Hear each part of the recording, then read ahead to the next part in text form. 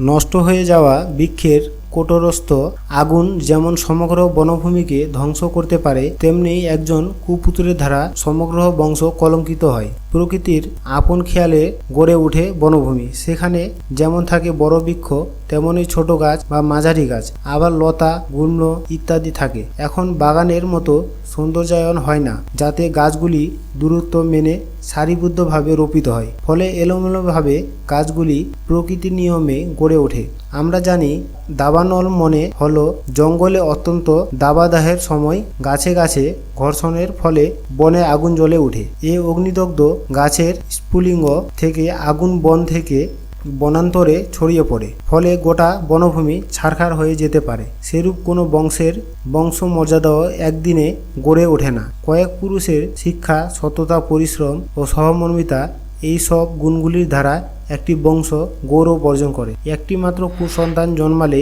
সেই সন্তান দীর্ঘদিনের লালিত বংশমর্যাদাকে নিমেষে ধূলিসাৎ করে দিতে পারে। কুপুত্রের দুরাচারেই গৌরবান্বিত বংশ মর্যাদাকে ধূলিসাৎ করার পক্ষে যথেষ্ট। গড়তে সময় লাগে, ভাঙতে সময় লাগে না।